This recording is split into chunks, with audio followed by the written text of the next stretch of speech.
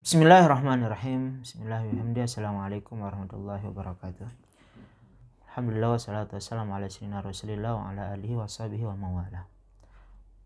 Pada sesi yang ketiga ini dalam qawaidul fiqhiyah, kaidah yang kedua, ma yushtaratu fihi ta'yin bal khata'u mubtil.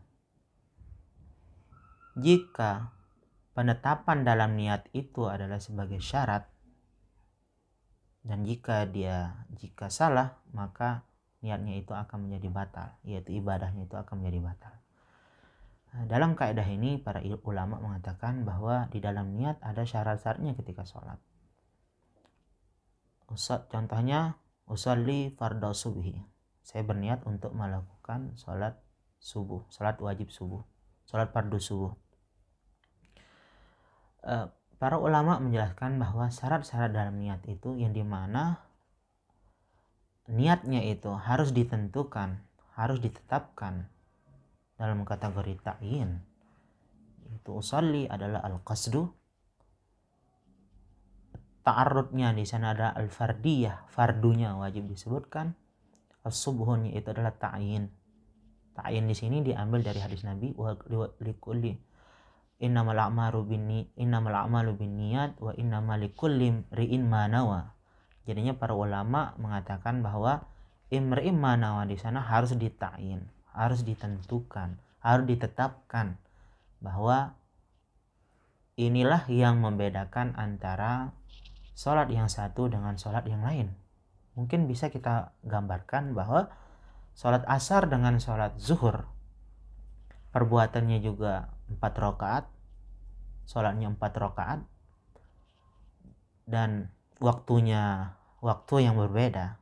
Tetapi untuk membedakannya antara sholat zuhurnya itu adaan dilakukan pada waktu itu, dan sholat asarnya itu adalah adaan dilakukan pada waktu itu, dan untuk membedakan sholat zuhurnya itu qadaan dilakukan di luar waktu itu, dia itu qada, atau sholat asarnya qadaan dilakukan di luar waktu asar. Yang membedakannya itu adalah ta'yinnya di sana. Maka ketika seorang mukallaf di mana di dalam niatnya itu penetapannya itu disyaratkan ta'yin, ketika ta'yinnya itu penetapannya niatnya itu adalah salah, maka ibadahnya itu akan batal. Contohnya, seseorang yang melakukan sholat di waktu zuhur, usolli fardhu zuhri, dan sholatnya itu 4 rakaat dan sesuai dengan waktu zuhur, maka dianggap sah. Tapi ketika dia mengatakan usolli fardhu asri di waktu zuhur, dan dia itu menginginkan untuk melakukan sholat zuhur, dan pekerjaannya itu dianggap batal karena ta'yinnya, penetapan dalam niatnya itu tidak sesuai dengan apa yang dilakukannya. Nah, ini sangat urgen sekali dengan tentang pembahasan an-niyat. Ma yushtaratu fihi ta'yin fal khata'u mubtil. Di dalam kitab Nailur Raja dijelaskan bahwa maratibun niyat itu ada 3 di dalam sholat. Yang pertama, ketika sholatnya itu adalah fardu, harus dihadirkan usolli fardhu subhi, yaitu saya berniat untuk sholat subuh, fardu subuh. Usollinya itu qasdun, fardunya itu adalah fardiyah atau ta'arrud, dan as-subuhnya itu adalah ta'yin. Dan ketika sholatnya itu adalah sholat sunnah, cukup hanya mengatakan sholat sunatnya itu ada 2 ya. Ada sholat sunat yang muakkad dan ada sholat sunat mutlak, itu ghairu muqayyad, di mana sholat sunatnya itu terbatas dengan waktunya. Contohnya sholat sunat duha, cukup mengatakan, tidak perlu mengatakan sunat, usolli ad-duha, itu sudah niatnya itu dianggap sah dalam sholat.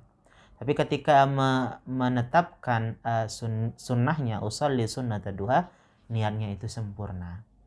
Dan sholat sunnah mutlak yang dimana dia tidak dibatasi dengan waktu dan tempat, cukup mengatakan usolli, yaitu al-qasdu.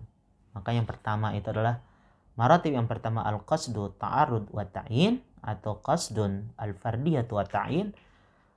Maratib yang kedua, martabah yang kedua adalah al-qasdu wa ta'yin sebagaimana sholat sunat duha.